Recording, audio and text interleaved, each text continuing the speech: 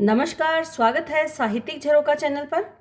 आज हम करेंगे हिंदी कहानी उद्भव व विकास भाग 3। इससे पहले 2 वीडियो मैं डाल चुकी हूँ और उनमें हमने जाना था कि कहानी का अर्थ क्या है, उसकी परिभाषा और किस प्रकार उसका काल विभाजन किया गया है विकास क्रम के अनुसार। जैसे हमने किया था प्रारंभिक काल की कहानियाँ, द्विवेदी युग की कहानियाँ, प्रेमचंद युग की कहानियाँ, प्रेमचंदोत्तर युग की कहानियाँ और नई कहानियाँ, ये हम कर चुके हैं।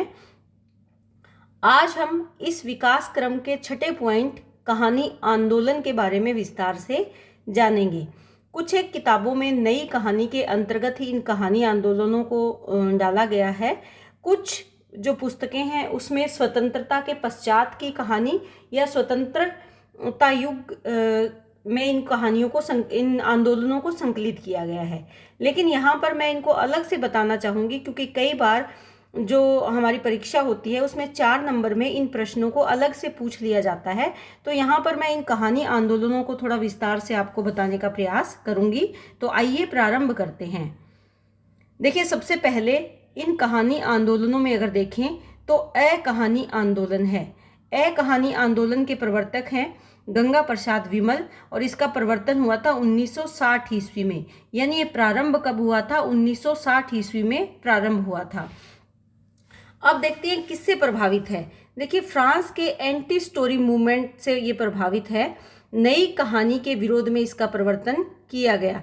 जो नई कहानी थी उसके जो तरीके थे, उसकी जो शैली थी, पद्धति थी, रचना शैली थी, वो लेखकों को ठीक नहीं लग रही थी, या जो और कहानीकार थे उनको वो रास नहीं आ रही थी।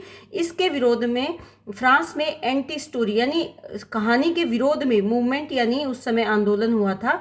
उसी से प्रभावित होकर गंगा प्रसाद विमल ने कहानी आंदोलन भारत में प्रारंभ किया था और 1960 ईस्वी में।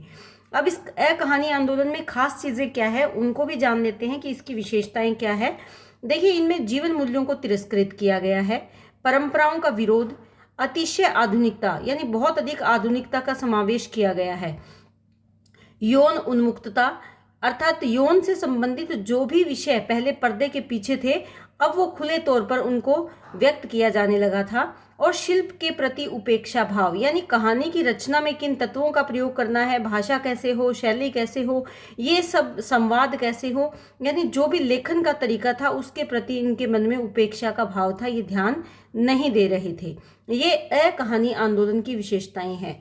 अब देखते हैं कि इस आंदोलन में कौन कौन से कहानीकार प्रमुख रूप से थे। निर्मल वर्मा है, रविंद्र कालिया है, दूधनाथ सिंह और ज्ञान रंजन आदि कहानीकारों ने इस आंदोलन में अपना योगदान दिया है। यानी ये इस आंदोलन के विचारों से सहमत थे और इसी आंदोलन की विशेषताओं से प्रभावित होकर इन रचनाकारों ने अपनी कहानियाँ लिखी है या कहानियों की रचना की है। तो ये पहला था कहानी आंदोलन, जो कि 1960, क्योंकि हमने इससे पहले जो नई कहानी की है, नई कहानी का जो पॉइंट किया था, वो नई कहानी का पॉइंट में जो हमने समय लिया था वो 1950 से 1960 का समय लिया था। और अब जो हम ये कहानी आंदोलन कर रहे हैं, ये कहाँ से प्रारंभ होता है? ये प्रारंभ होता है 1960 से, यानी इस काल के बाद में जो आंदोलन चले उनके बारे में हम यहाँ पर विचार कर रहे हैं या विस्तार से मैं बताने का प्रयास कर रही हूँ। दूसरा जो कहानी आंदोलन चला वो था सचेतन कहानी आंदोलन। सचेतन यानी चेतना सहित। देखिए, यहाँ पर अगर प्रारंभ की बात करें तो 1964 ईस्वी में ये प्रारंभ हुआ या इसका प्रवर्तन हुआ, और इसके प्रवर्तक कौन थे? महीप सिंह, जो रचनाकार थे, कहानीकार थे महीप सिंह, उन्होंने इसका प्रवर्तन किया। और ये किससे प्रभावित थे? जेम्स वॉल्विन के एक्टिविज्म पर आधारित विचारधारा है, यानी जेम्स वॉल्विन के एक्टिविज्म को इन्होंने आधार बनाया था सचेतन कहानी आंदोलन के लिए। और आधार पत्रिका थी जिसके माध्यम से इस आंदोलन का प्रचार प्रसार किया गया। आधार पत्रिका निकला करती थी जिसमें सचेतन कहानी आंदोलन के नाम से या सचेतन कहानी के नाम से एक अलग कॉलम निकाला जाता था जिसमें इन कहानियों का प्रकाशन किया जाता था।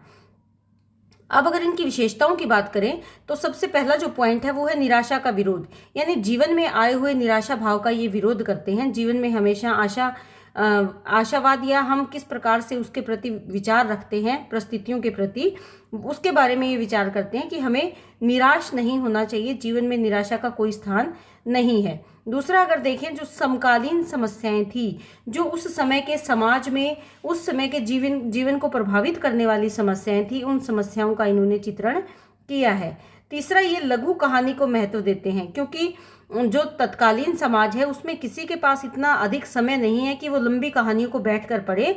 तो कहते हैं कि लंबी कहानियां उबाऊ और बोरियत भरी हो जाती हैं, इसलिए लघु कहानी होनी चाहिए, छोटी कहानियों को महत्व दिया है। चौथा क्या है, नवीन शिल्प विधान, यानी लिखने का नए तरीका इन्होंने अपनाया।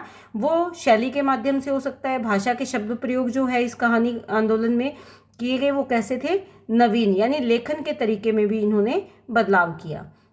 तो इस आंदोलन की प्रमुख विशेषताएं थी, अर्थात इस काल में जो रचनाएं की गई उनमें इन बातों को विशेष तौर पर ध्यान में रखा गया। इस युग के कहानीकार या इस आंदोलन से जुड़े हुए प्रमुख रचनाकार या कहानीकारों की अगर बात करें तो सबसे पहले महीप सिंह आएंगे, क्योंकि इन्होंने तो परिवर्तन किया था। उसके बाद है हिमांशु जोशी, कुलभूषण, सुनील कौशिक, सुधा अरोड़ा, मधुकर सिंह, मनहर चौहान और कृष्णा अग्निहोत्री आदि। ये प्रमुख रचनाकार हैं जिन्होंने अपनी कहानियों के माध्यम से सचेतन कहानी आंदोलन का विकास किया या इसमें अपना योगदान दिया है। उसके बाद है सहज कहानी आंदोलन।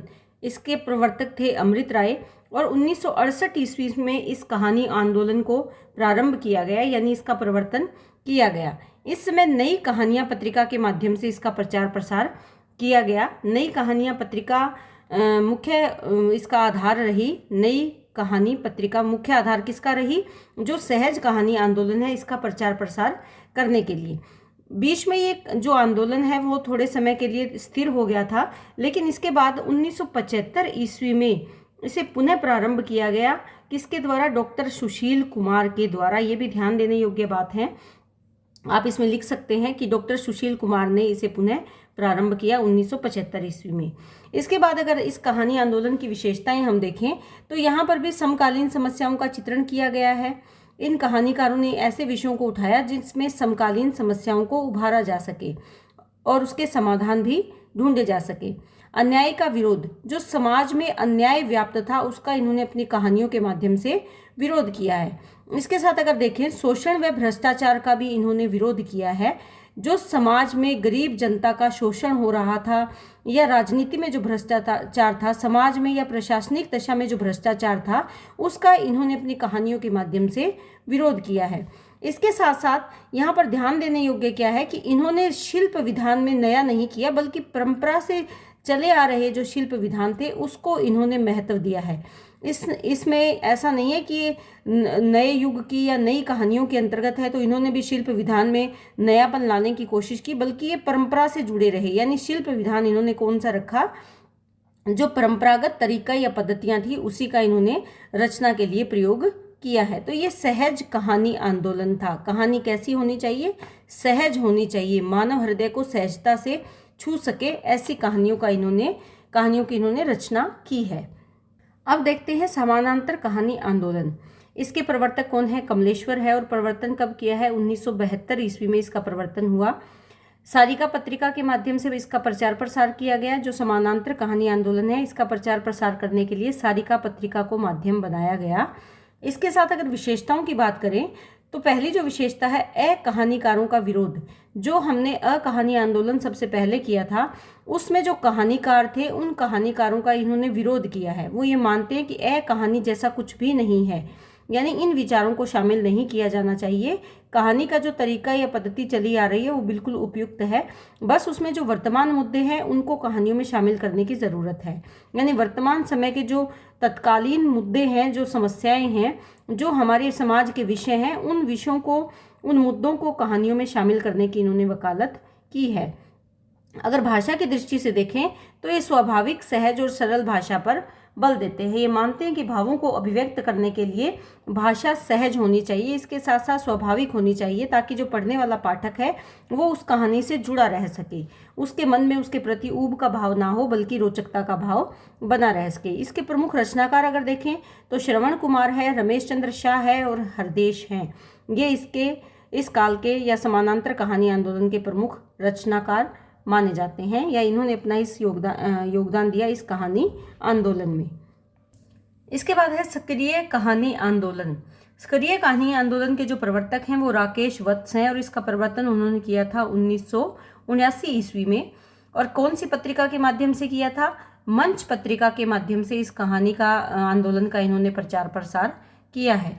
अब इस काल की अगर विशेषताएं देखें तो वो कौन सी है? जीवन संघर्ष का इन्होंने वर्णन किया है, यानी जीवन में जो संघर्ष है, मानव को समाज में खुद को स्थापित करने के लिए जो संघर्ष करना पड़ता है उसका इन्होंने चित्रण किया है। और इसके साथ साथ जो वर्तमान व्यवस्था है, चाहे वो सामाजिक है, राजनीतिक है, प्रशासनिक है, यानी वर्तमान व्यवस्था का ये अपनी कहानी के माध्यम से विरोध करते हैं। राकेश वत्स की परिभाषा आप इसमें कर सकते हैं कि सक्रिय कहानी का सीधा और स्पष्ट मतलब है कि चेतनात्मक ऊर्जा और जीवंतता की कहानी, यानी ऊर्जा, चेतना को ऊर्जा मिले जिससे और जीवन मिले, वही सक्रिय कहानी है। ये किसकी परिभाषा है? ये राकेश वत्स की परिभाषा है और आप इसे कर सकते हैं। तो ये प्रमुख कहानी आंदोलन थे। इनमें मैंने जो कहानीकार है उनकी रचनाओं या उनकी कहानियों के बारे में यहाँ पर आपको नहीं बताया। इसके पीछे कारण क्या है? कहानियाँ आप वहीं याद करें जो आपको आसानी से याद हो जाए, चाहे वो काव्य संग्रह है, चाहे वो कहानी संग्रह है या कहानियाँ हैं। आप केवल उनकी जो मुख्य कहानियाँ हैं केवल उन्हीं को करें, क्योंकि यहाँ अगर मैं डालती तो वीडियो बहुत ज़्यादा लंबा हो जाता और टाइपिंग में भी काफ़ी टाइम लगता।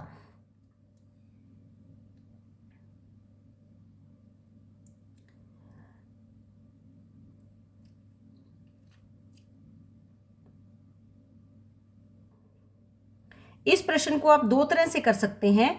एक तो जिस तरह से मैंने आपको अलग अलग वीडियो के माध्यम से करवाया है उस तरह से कर सकते हैं, और दूसरा जो आखिरी पॉइंट है उस पॉइंट में इन सभी आंदोलन को आप एक साथ डाल सकते हैं, यानी स्वतंत्रता के बाद का जो विकास क्रम है उसमें सभी आंदोलन के नाम देकर इनकी विशेषताओं को आप डाल सकते हैं, क्योंकि प्रश्न लिखने के अलग अलग तरीके होते हैं अलग अलग क्लास के हिसाब से। अगर एमए में ये 16 नंबर का प्रश्न पूछा जाता है तब आप इनको विस्तार से बता सकते हैं और आपके पास टाइम भी होगा और जो प्रश्न है उसकी आवश्यकता भी होगी। अगर 8 नंबर के हिसाब से ये प्रश्न पूछा जाता है तो आप इसके जो मुख्य पॉइंट मैंने पहले बताए थे उनके आधार पर इस प्रश्न को तैयार करेंगे। और अगर 4 नंबर के हिसाब से आपके पास ये प्रश्न आता है तो उसमें आप इन कहानी आंदोलनों को अलग से पढ़ेंगे, और अगर आप चाहें तो इसके साथ इनके कहानीकारों के नाम और उनकी रचनाएं आप स्वयं शामिल कर सकते हैं। तो उम्मीद करती हूँ कि आज जो मैंने आपको करवाया है वो बहुत अच्छे से आपको समझ में भी आया है, और आप जो ये प्रश्न चाहे कितने भी नंबर का क्यों ना आए आप इसे अच्छे से तैयार कर पाएंगे। बहुत बहुत धन्यवाद। वीडियो समझ में आए, अच्छा लगे तो कमेंट ज़रूर करें और चैनल को लाइक शेयर सब्सक्राइब करते रहें।